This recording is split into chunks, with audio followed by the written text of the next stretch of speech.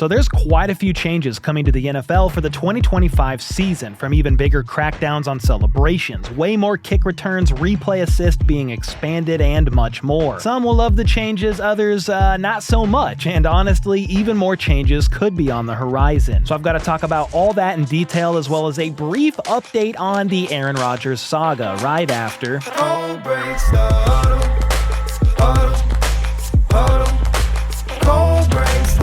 Alright, we have a lot to get into in today's video, and before I get into all the rule changes that took place today, here's a small update regarding the infamous Aaron Rodgers watch. Steelers owner Art Rooney II spoke about him at the league meetings today, and this is what he had to say. "We keep hearing that he's headed in our direction, and so it seems to be all signs are positive so far." Jeremy Fowler reported the same thing, but added on to it by saying the Steelers will wait a little longer on Rodgers, not forever. I mean, at this point, I would be shocked if a deal doesn't get done. He's already visited with Pittsburgh. Mike Tomlin said it was a great visit. And then Rodgers was just seen throwing with DK Metcalf over the weekend. So let's get a deal done already. Something we don't have to wait for, though, is NFL rule changes. NFL owners voted on a handful of proposed rule changes today, with some of them getting approved, one of them getting declined, and a couple being shelved to vote on another day. The only one that was declined was a proposal by the Detroit Lions to change the rule that gives offenses an automatic first down as a result of a defensive holding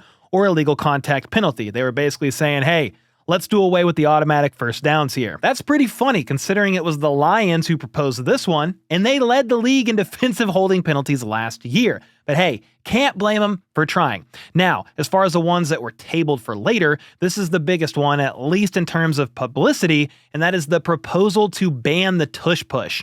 Well, it's been pushed back. Haha, bad joke, I know, but it's been pushed back after there wasn't enough steam to even vote on it. There was apparently 16 teams who were in favor of banning it, but you need 24 votes in order to pass a new proposal. So now the 16 owners that were reportedly in favor of the ban will have to wait until May to convince their fellow owners to do the same. That's when they'll meet again for the spring league meetings in Minnesota and vote on these proposals that were tabled.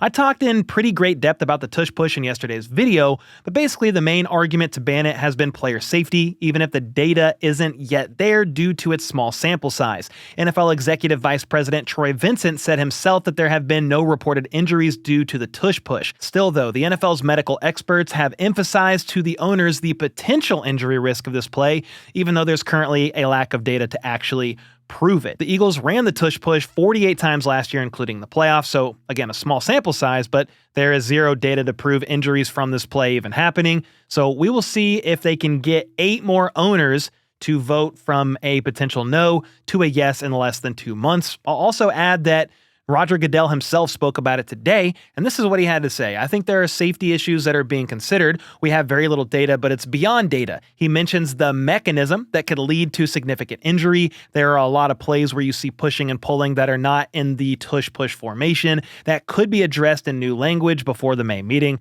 So we'll have to wait and see. What do you think on the tush-push being banned or not? Do you think it's actually going to happen come May, or no, 8 owners need to be swayed, and that is way too many? Now, before I move on to the next subject, some of the pushback on this play, aside from player safety, is they just say it's unfair that the offense can push the quarterback forward, yet the defense can't also push their own defensive teammates from behind as like a counter to their quarterback being pushed forward. So that's a legit, I guess, counter to that has nothing to do with injury concerns. The Eagles, of course, run this play better than anybody. They have the best O-line in football, and Jalen Hurts can literally pick my house up and squat it. But if you take a look at the data from 3rd and 4th and 1s this past year, out of 227 quarterback sneaks that were called, 84% of them were converted, which was by far the most successful play call in that situation league-wide. That does also include traditional quarterback sneaks as well as the tush push, but the point is, it's a highly effective play that should be utilized by every team.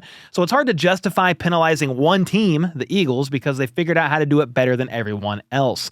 Anyway, the next proposal that has been shelved is the bylaw proposal submitted by the Lions that would allow wildcard teams to be seeded higher than division champions in the playoffs if they have a better regular season record. As it currently stands, the 4 division winners claim the top 4 seeds and first-round home field advantage for their respective conferences. So last year, when the Vikings became the first ever 14-win 5th seed, they would have actually been the 3rd seed under this proposal. People are kind of split on this one. On one hand, it's a bit ridiculous to have a sub-500 team get home field advantage in the playoffs and most likely lose just because their division was awful. But on the other hand, that's part of what makes the division races so important and entertaining throughout the season. Now, let's get into the rules that are changing because we've got a few big ones. First, the proposal to change the regular season overtime rules to match that of the playoffs. It did pass unanimously, 32 votes yes to 0 no. This one makes absolute sense, and it probably should have been this way for a while now. Before, in the regular season, if the team who got the ball first scored a touchdown, that was it.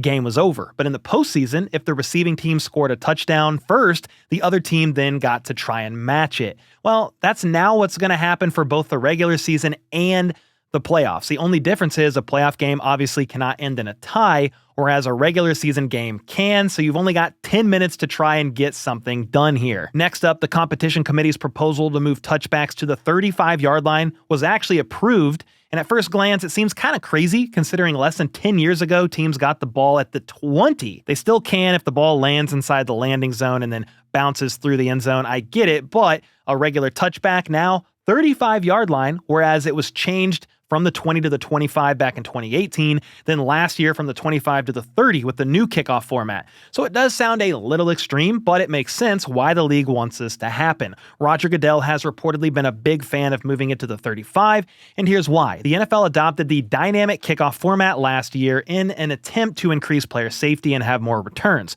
Well, it was definitely a success year one. Injury rates were down and return rates were up from 21.8% in 2023 to around 33% in 2024. Well, they obviously want more. The hope is that by moving touchbacks to the 35, teams will kick the ball into the end zone way less, resulting in even more returns. It seems like they're trying to find a happy medium here between less injuries, but still having the rate a kickoff gets returned happen more often to make it more entertaining for the viewers, the fans. Well, the league is actually projecting an uptick from last year's 33% return rate all the way up to around 60 to 70% in 2025. That's going to be pretty huge if true, and it's going to make a big impact on special teams here. It's going to make having an elite return specialist that much more important and could definitely be an advantage for teams that have one. Take the Cowboys and Kevontae Turpin, for example. He's one of the best in the league, and he led the league with 33.5 yards per kick return in 2024 and even housed one. But the thing is, he only returned 27 kickoffs. So what if that number got up to 60 or 70 kick returns? Imagine how much more of a weapon that makes him, and honestly, this makes his recent 3-year extension with the Cowboys even more clutch. A couple other things to note on kickoffs, though. NFL owners also approved a tweak that allows for a 6-3-2 formation for return teams compared to only being allowed to have a 7-2-2 formation last year, so that's supposed to encourage kick returns even more. Then a proposal to tweak the onside kick rules have actually been put on hold until May. Under the current rules, trailing teams can only line up for an onside kick in the fourth quarter, and they also have to declare in advance that they are doing so. Well, the proposal that they wanted to kind of tweak was for trailing teams to attempt an onside kick at any point in the game, not just the fourth quarter, but we'll have to wait until May to find out the fate of that one.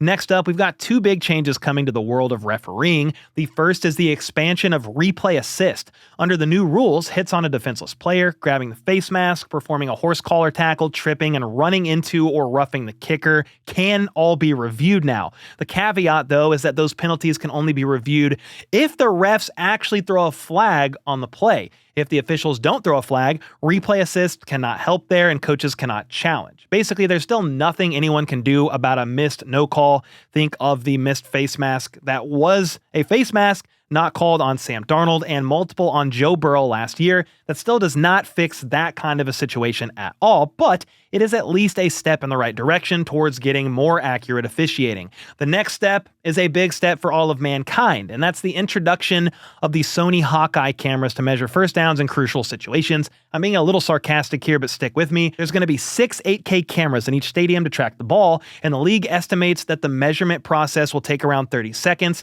which will save roughly 40 40 seconds by not bringing out the manual chain gang. They'll still be on the sideline as a secondary option in case of emergency, but the primary tool to measure first downs now is going to be the new Hawkeye technology, and I think that's something we can all get behind as football fans. No more refs measuring with index cards, and ultimately, this removes the possibility of human error. Again, this is only if the ball spot is very close to a first down, and they would then normally bring the chain gang out to double check if it was actually a first down or not. They're now going to use this technology to measure it automatically. And for what it's worth, they did test this pretty extensively last season as a trial, even though it wasn't actually being utilized, so it seems like it's ready to go. And then the Steelers had their free agency proposal passed, and that's going to now allow teams to speak directly with free agents and schedule visits during those players' negotiating windows, whereas before, teams had to go solely through their agents. I mean, I'm sure a lot happened behind the scenes that we don't know about, but now they can publicly meet with players, okay? It's just a one-year trial basis and is subject to change next offseason for what that is worth. Owners also approved a request from multiple teams to allow staff members to prep kicking balls, K-balls, so balls only used for special teams before game day. So that's cool, I guess. They then approved a proposal from the competition committee that will allow 2 players to return from IR if they get placed on it before or during roster cutdowns. This grants playoff teams 2 more return from IR spots in the postseason. And then here's my favorite change. This isn't really a rule change per se, but the NFL is making sportsmanship a major focus. NFL executive VP Troy Vincent, second time we're talking about him in this video, so shout outs to him. He said that the league is up 133% in violent gestures and 52% in sexual taunting. I don't think anything is being changed in how these acts are officiated, but the topic was reportedly addressed with the owners today. They're going to be cracking down on it, and video examples will be shown to players before next season on what exactly they're looking for. So make sure you watch those ungodly nose wipes and hip thrusts, because not only will they destroy civilization as we know it, but Troy Vincent isn't playing games. Speaking of games being played, though, I have some good news or potentially some bad news depending on how you view the holidays,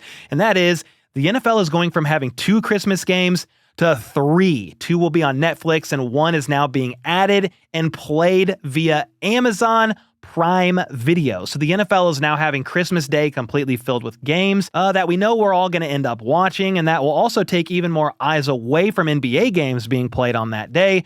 Whether you love that or hate that remains to be seen, but we're probably all going to watch it either way. But hey, you guys got to let me know down in the comments what you guys make of all the craziness coming out of the league meetings today. Which rules do you love? Which ones do you hate? Let me know either way in the comments down below. And with that, I'll see y'all next time.